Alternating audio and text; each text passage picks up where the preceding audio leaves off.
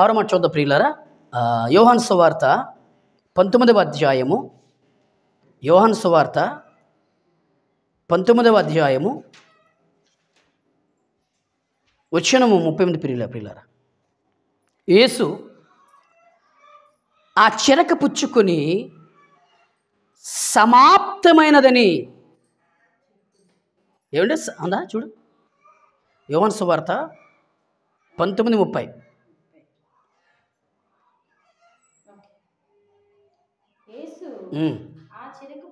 పుచ్చుకొని సమాప్తమైనదని చెప్పి తల వంచి ఆత్మను అప్పగించును అని.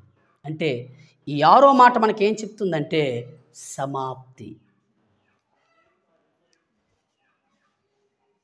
ఏం చెప్తుందమ్మా? సమాప్తి. అంటే అర్థం ఏంటి?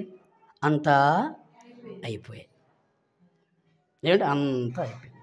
దీన్ని బట్టి ఈ అర్థం ఏంటి? మనకి ఏం అర్థం అవ్వాలి మరి అంటే, పరలోకమందున్న పరమ తండ్రి క్రీస్తు పట్ల ఆయనకున్న సంకల్పం, పరలోకమందున్న పరమ తండ్రి క్రీస్తు పట్ల ఆయనకున్న ప్రణాళిక, పరలోకమందున్న పరమ తండ్రి క్రీస్తు పట్ల ఆయనకున్న ప్లాన్ ఏంటి, ఆయనకున్న ఆలోచన, ఆయన ఉద్దేశాలు, ఆయన ఇష్టము, ఆయన చిత్తము ఎవరు నెరవేర్చారు?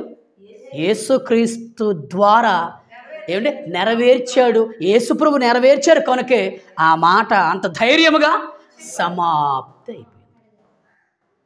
ఏమంటే ఇప్పుడు ఎవరికైనా ఇల్లు కట్టడానికి కాంట్రాక్ట్ ఇస్తావు, అవునా? ఇచ్చినప్పుడు ఆ కట్టిన ఆయన నీ ఇల్లు ఎప్పుడు పూర్తి అయింది అంటాడు చెప్పు?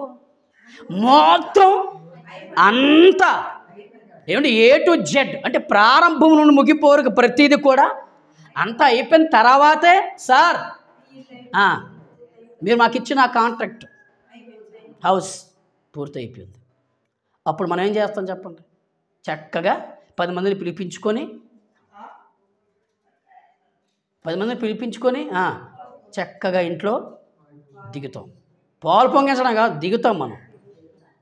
నీళ్ళు బుద్ధిలే మీకు ఏంటంటే పాలు పొంగిస్తావా నువ్వు? దెబ్బలు లేక మీకు బాగానా పాలు పొంగించడం అవన్నీ ఎందుకు మనకి? పాలు పొంగించకూడదు. ఆ పాలు తీసుకొచ్చి పేదోళ్ళకి ఇవ్వు, లేదా ఆ పాలు తీసుకొచ్చి సేమి చేసి సంఘానికి ఇవ్వు, లేదా ఆ పాలు తీసుకొచ్చి చక్క పరమాన్నం వండేసి 10 మందికి పంచు. అది బ్లెస్సింగ్, అది ఆశీర్వాదం. అంత అయిపోయిన తర్వాత చక్కగా దిగుతాం మనం. ఇక్కడ కూడా యేసుక్రీస్తు వారు కూడా కలువరి శిలువ మీద పాయింట్ క్యాచ్ చేయండి, ముగిస్తాను. కలువరి శిలువ మీద ఏం చేశాడంటే సమాప్తమైనది అన్నాడంటే మొత్తం టోటల్ సింపుల్గా ఏంటి దేవుని చిత్తాన్ని పరిపూర్ణంగా చేసేసాడు.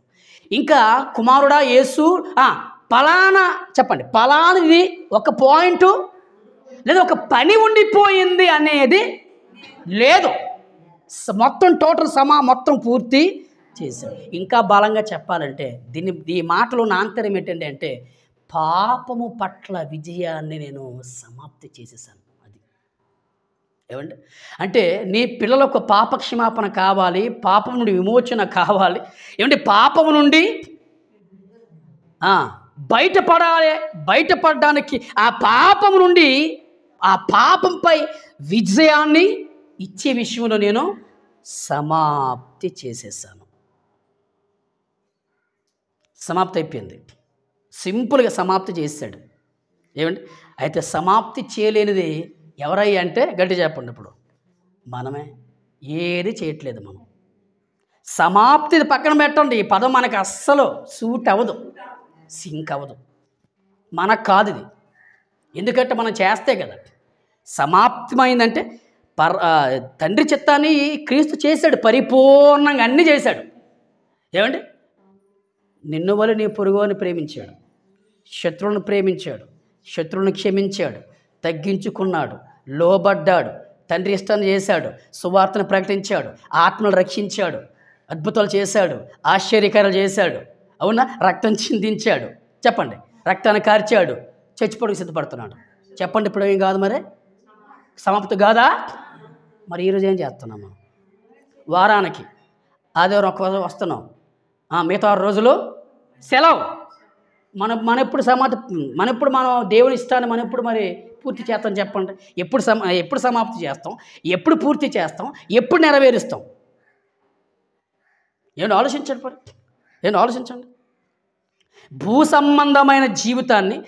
సంబంధమైన జీవితాన్ని యేసుక్రీస్తు వారు ముగించేశాడు. ముగింపు. అదే మాట యెషయా గ్రంథం 53:12 కూడా దేవుడు రాయించాడు మన కోసం. అయిపోయింది ముగింపు. ఏమండి మరి మనం ఎలా ఉన్నాం? మరి ఏ విషయంలో సమాప్తి చేస్తున్నాం? ప్రార్థన పరిపూర్ణం చేస్తున్నామా? నో. బైబిల్ చదువుతున్నామా? లేదు. వాక్యం వింటున్నామా? లేదు. సువార్త ప్రకటిస్తున్నామా? లేదు. ఏమంటే పాస్టర్ మీద తోసేస్తారు, మీ అందరికి వెళ్ళి సేవకులను తోసేస్తారు అంతే చాలామంది. ఆయన వెళ్తామనేసి నేను వెళ్తున్నా, మీరు రావడం ఏంటి? చెప్పండి. అవునా? తప్పే కదా మరి. సమాప్తి అంటే క్రీస్తు వారు నిజంగా ధైర్యంగా మొత్తం అన్నింటిని ఎదిరించాడు. అవునా? ఆకలిని జయించాడు, శోధన జయించాడు, శ్రమలను జయించాడు, కోపాన్ని జయించాడు, సాతానును జయించాడు, పాపాన్ని జయించాడు. అవునా? చెప్పండి. అవునా? అన్ని జయించాడు. కనుకని అంత ధైర్యముగా తండ్రి దగ్గర శిలువ మీద చనిపోయే ముందు, తండ్రి సమాప్తి చేశానయ్యా, నీ చిత్తాన్ని, నీ ఇష్టాన్ని, నీ ఉద్దేశాన్ని, నీ సంకల్పాన్ని, మీ ప్రణాళిక నేను పరిపూర్ణంగా చేశాను. ఇచ్చే పరలోకం ఇస్తాడు. ఈరోజు మనం ఉండిపోయి చేయలేని వాళ్ళు, చేస్తేనే పరలోకం. మళ్ళీ చెప్తున్నాను మీకు. ఏదో వచ్చేసి ఒక్క గంట వాక్యం విని వెళ్ళిపోతే పరలోకం మనకి ఎవడో దేవుడు. మళ్ళీ చెప్తున్నాను, నాకైనా సరే మీకైనా సరే ఆయన ఏం చెప్పాడు అవన్నీ కూడా తూచా తప్పకుండా మన జీవితంలో అవన్నీ మనం పూర్తిగా చేస్తేనే మనకి పరలోకం. వద్దే మరి పరలోకం కావాలి. ఓకేనా? సెలవు. ఇంకో మాట